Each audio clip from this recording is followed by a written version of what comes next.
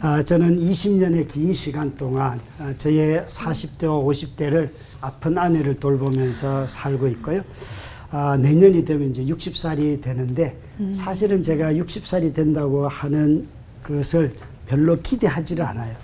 삶에 별로 기대할 것도 없고 환자를 두고 있는 가정에서 새로운 기대감이 사실은 그렇게 없어요.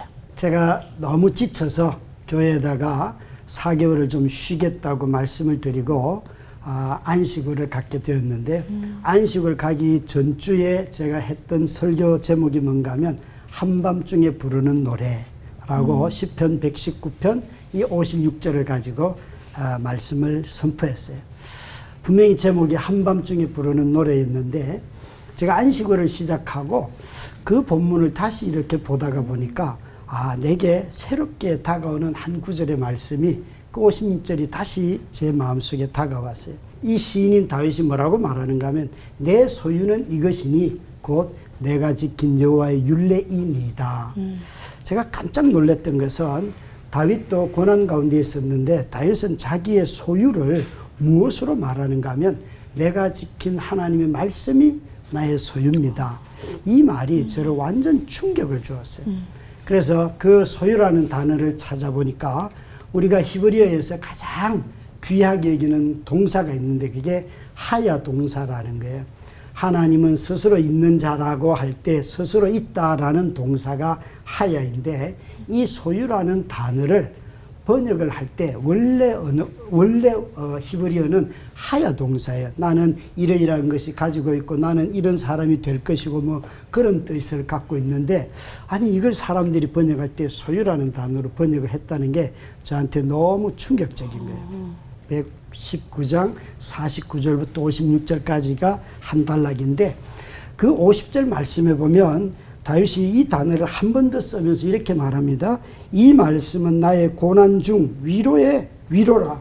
주의 말씀이 나를 살리셨기 때문이니다. 이 소유라는 단어와 여기 살리다 하는 단어는 똑같은 단어 하야예요. 그러니까 다윗의 표현대로 한다면 이 시인의 표현대로 한다면 정말 나를 살게 하는 말씀이 나의 소유였던 거예요.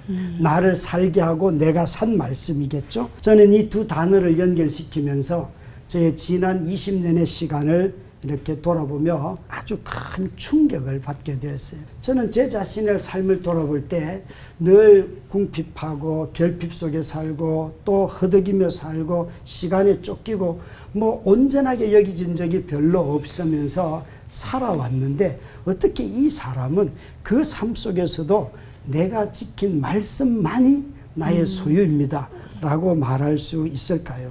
다윗은 왕으로서의 직위도 얻을 수 있고 직책도 있지만 나는 그게 내 소유가 아닙니다. 내가 지킨 왕으로서 내가 지킨 하나님의 말씀이 나의 소유입니다. 그가 전쟁을 통하여 예루살렘을 얻었습니다. 땅을 얻었습니다. 그런데 그는 이렇게 말합니다. 내가 전쟁을 통하여 얻은 땅이나 성이 내 소유가 아니라 전쟁 중에도 내가 지킨 그 말씀이 나의 소유입니다.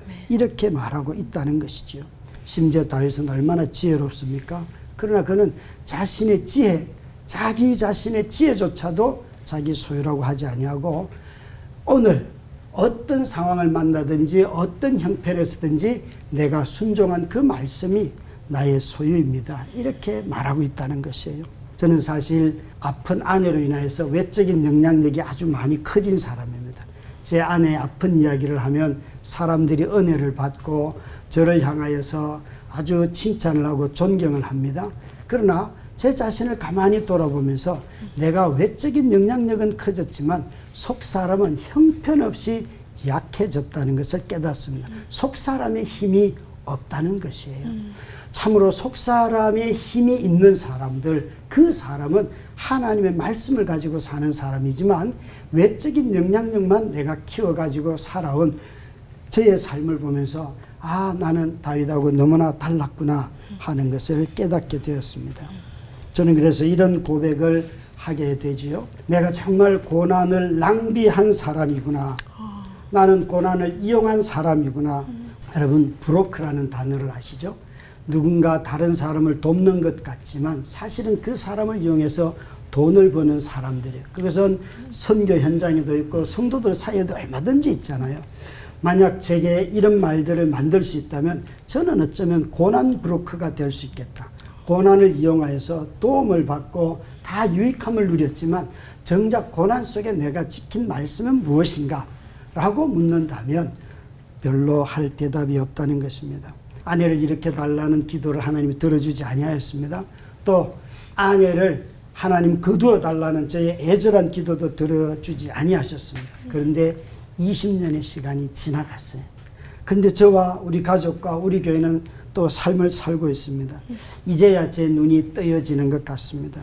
하나님이 제게 주신 최고의 선물은 아픈 아내였다는 것을 말입니다. 20년이 지나도 여전히 달라질 것 없는 이 삶 속에 하나님이 자신을 드러내셨고 자신의 존재 양식이 은혜였다는 것을 저로 깨닫게 해주셨습니다. 제 삶은 칭칭 감고 있는 하나님의 은혜가 이제 저의 가슴을 뛰게 합니다. 저의 소유는 제 아내의 건강도 아니고 자식의 출세도 아니고 교회 성장도 아니라는 것을 깨달았습니다. 어떤 상황이든지 내가 지킨, 어떤 상황에서든지 내가 지킨 그 말씀이 나의 소유였구나 하는 것을 깨달았습니다. 제가 이 시편에 나오는 시인은 아니지만 나도 이제 시인의 흉내를 좀 내보려고 합니다.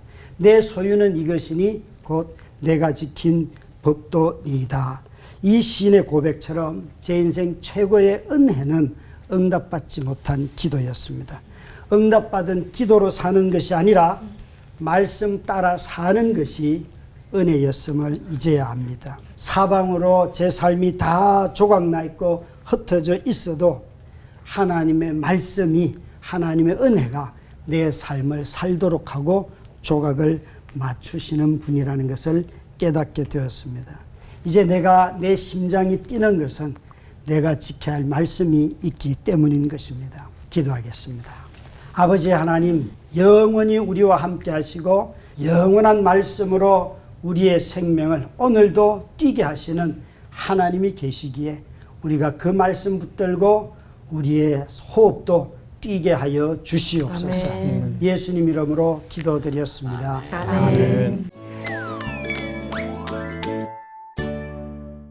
응답받지 못한 기도가 은혜다.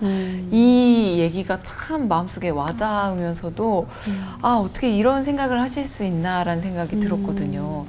좀 더 김병렬 목사님이 어떤 그렇게 은혜로 생각하게 됐는지 듣고 싶거든요. 쉽게 나올 수 있는 고백은 아니죠. 네. 시간이 20년이 지나고 나니까 이제 돌아보면서 내 삶은 도대체 어떻게 이루어져 왔는가를 보면서 이제 내가 진짜 바랬던 일들은 이루어지지 않았지만 그래도 하나님이 여전히 동행하고 계셨구나. 그런 면에서 은혜라는 게 너무 놀랍고 감사하고요. 낫지도 않는 질병을 품고 살면서 뭘 기대한다 이런 건 사실 굉장히 어려운 건데 제가 보기에 교회 안에 있으면 너무 사람들은 계속 어떤 소명이 있어야 살 것 같고 이런 얘기를 많이 하는데 소명 없어도 산다. 하나님이 살려주시는 은혜를 누리면 되는데 모자라는 걸 자꾸 채우려고 하다 보니까 더 우리 삶은 망가지지 않냐. 하나님이 지금의 모자라는 속에서도 하나님 주신 위로와 은혜는 너무 차고 넘친다. 저는 그런 면에서 말씀드리는 거지 우리 자신들이 바라는 어떤 삶이 다 채워졌다 뭐 그런 것은 아닌 것 같습니다.